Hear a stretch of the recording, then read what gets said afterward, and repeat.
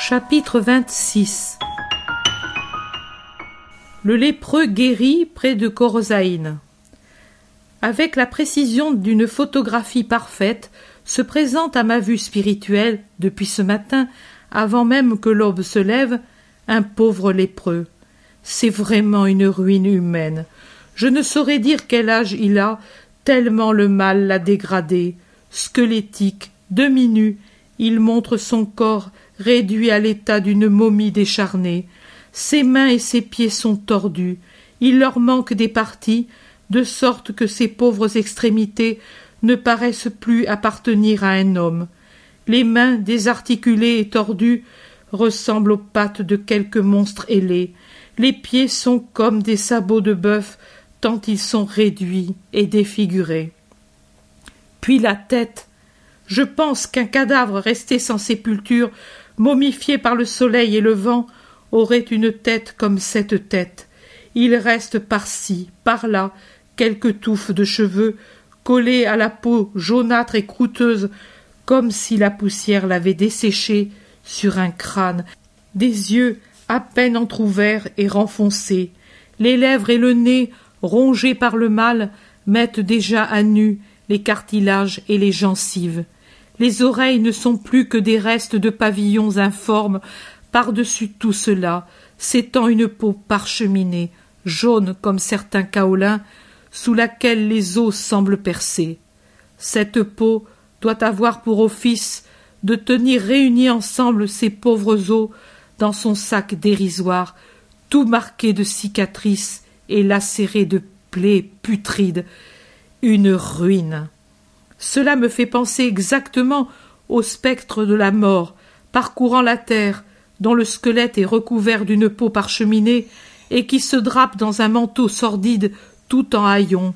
Il n'a pas en main la faux, mais un bâton noueux, arraché sûrement à un arbre. Il est sur le seuil d'une caverne éloignée de toute habitation, une vraie caverne tellement délabrée que je ne puis dire si à l'origine c'était un tombeau ou une cabane de bûcheron ou les restes d'une maison démolie. Il regarde du côté de la route, éloigné de plus de 100 mètres de son antre, une voie de grande circulation poussiéreuse et encore largement ensoleillée.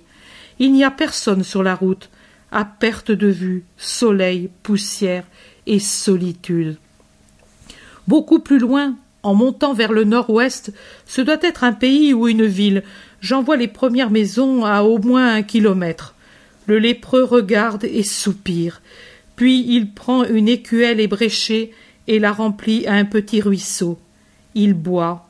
Il entre dans un enchevêtrement de ronces, en arrière de l'antre, se penche, arrache au sol des radis sauvages.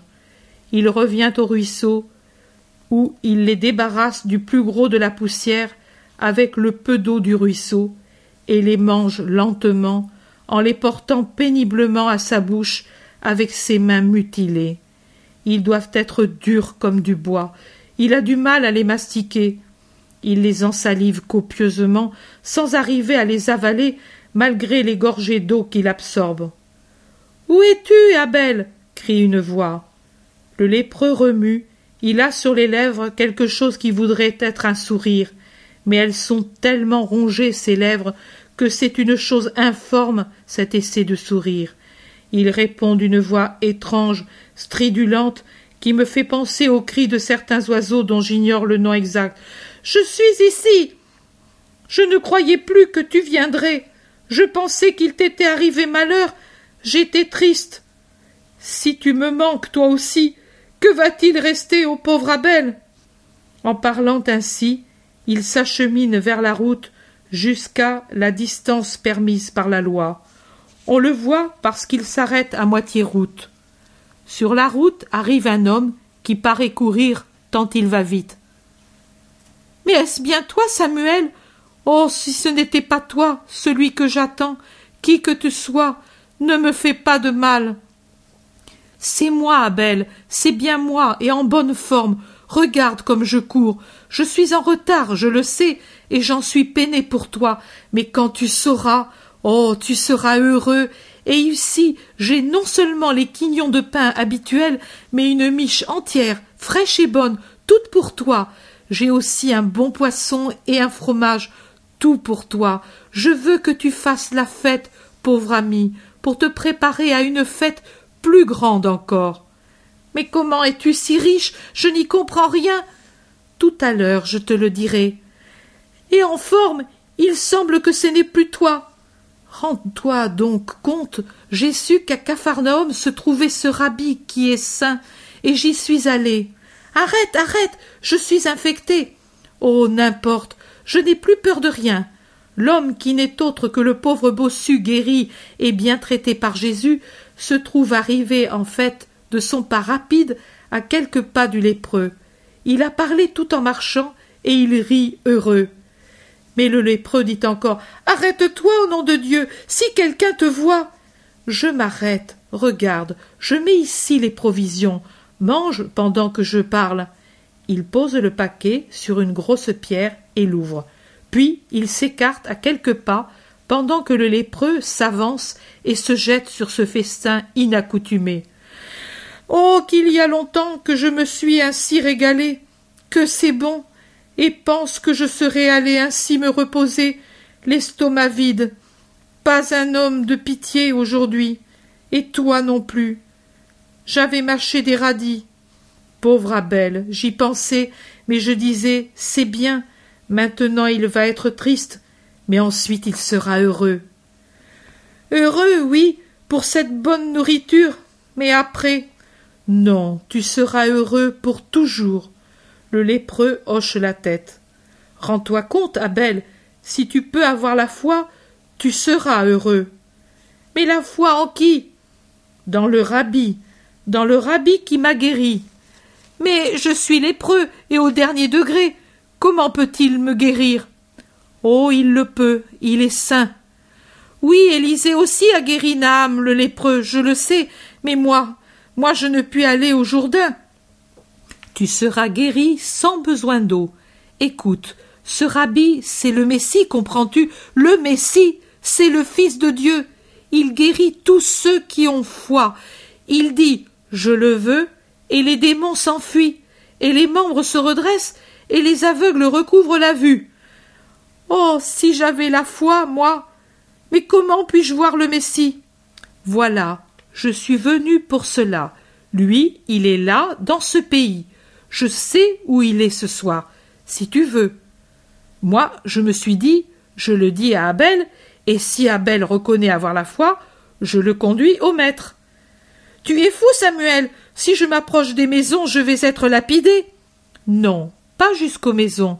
La nuit va tomber, je te conduirai jusqu'à ce petit bois, et puis j'irai appeler le maître. Je te l'amènerai.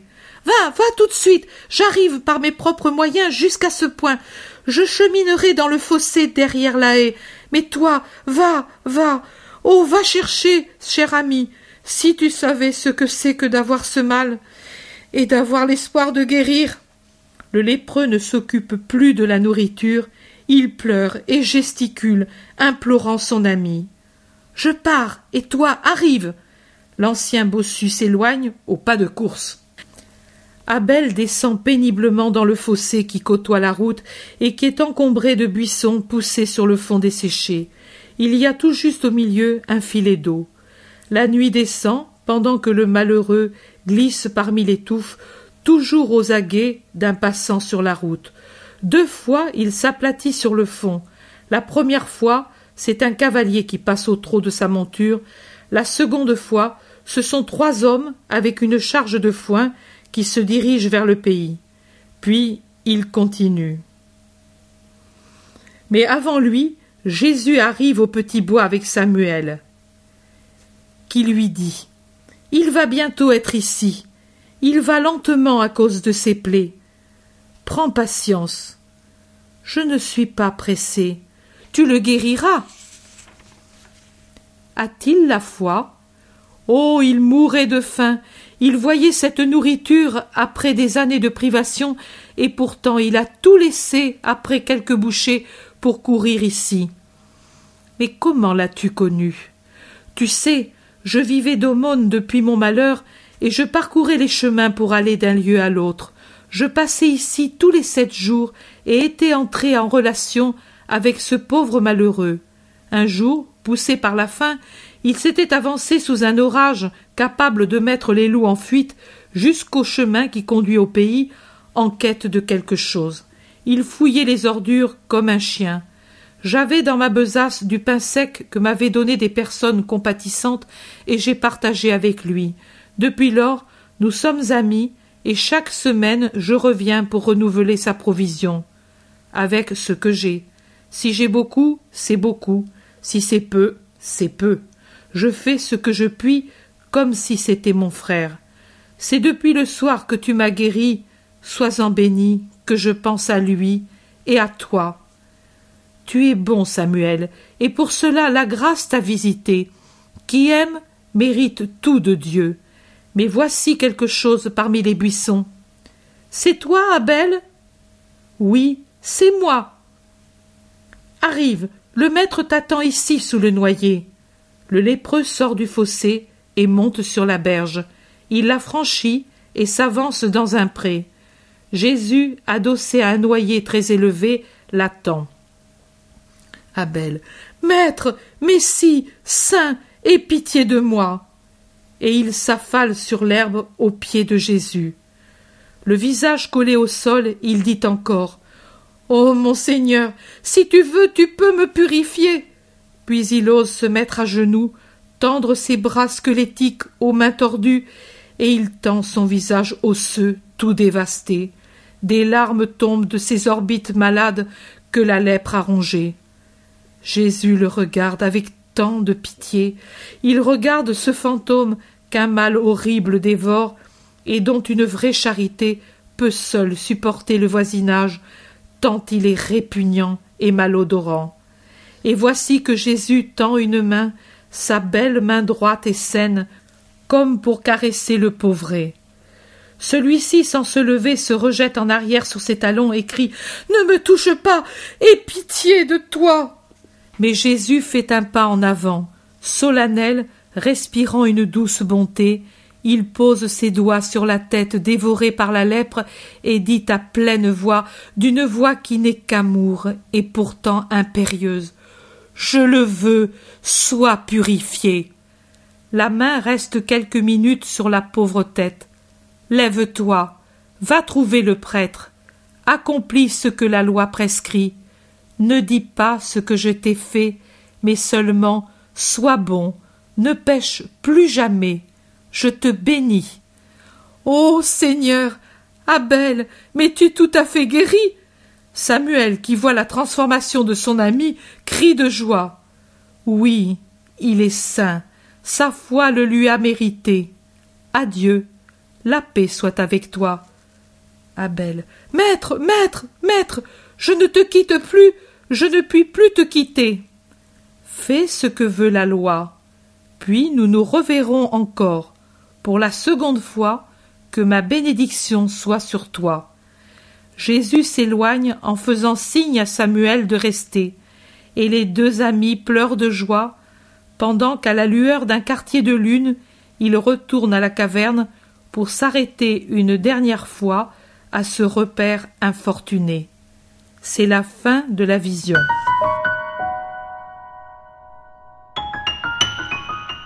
L'intérêt pour les écrits de Maria Valtorta ne cesse de grandir. Et les fruits récoltés, vocation, conversion, sont immenses.